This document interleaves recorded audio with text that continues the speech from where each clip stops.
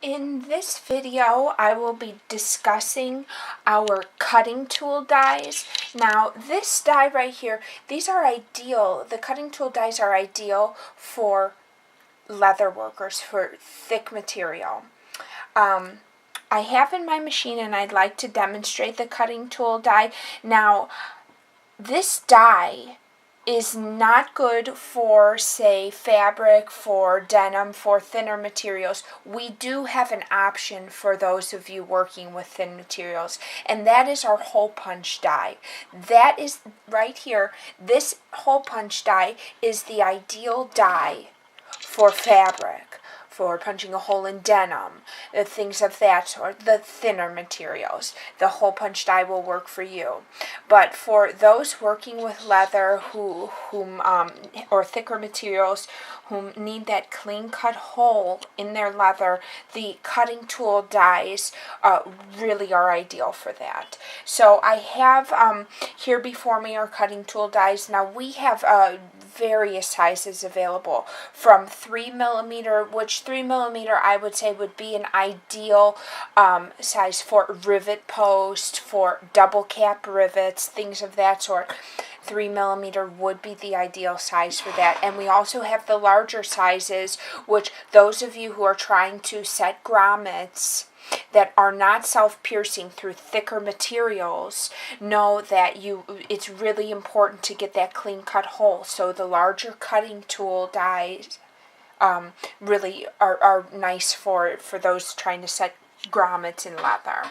So I'm going to demonstrate here. Now I have different thicknesses. I have leather right here, and I just want to test the to see how many ounces it is. So I have my calipers here. These calipers are very, very useful when working with this type of thing.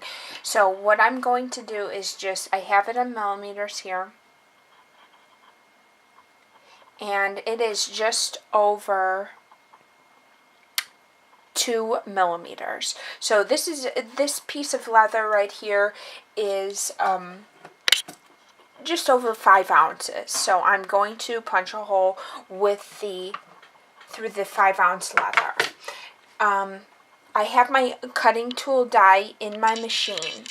Now my suggestion would be, you want to keep it, they're sharper, the ring around it is sharper to cut through the leather. So what my suggestion would be is, if you have a piece of cardboard or our cutting board, poly cutting board, putting that down in between so it's not metal on metal once it cuts through, and just sliding,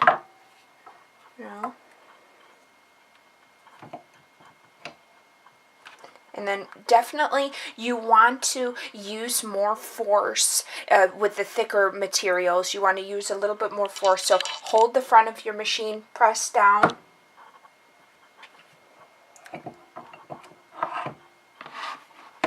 There you have it. A nice clean hole.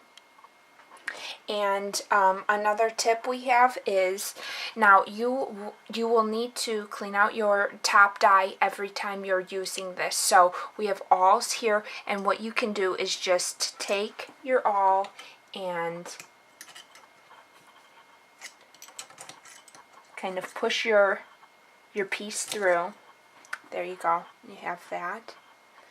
So clean out your top die every time, and again, using the poly board in between will really keep your blade nice and sharp. Also, you can even lubricate it. Taking good care of your metal dies is important, and you don't want them to dry out, so lubricating them, keeping the sharp parts away from other metals so they're not rubbing against, dulling, that's important. And it's good for the longevity. These machines, these dies will last as long as is possible, but you have to take good care of them. So, longevity is important.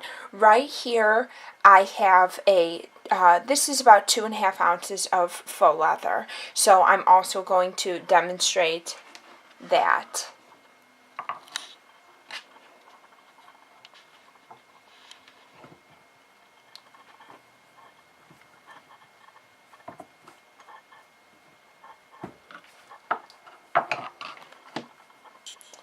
And there you go.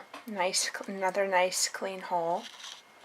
So if I can just go over what we've reviewed here, the cutting tool dies ideal for leather, for thicker materials. It'll give you a nice clean hole.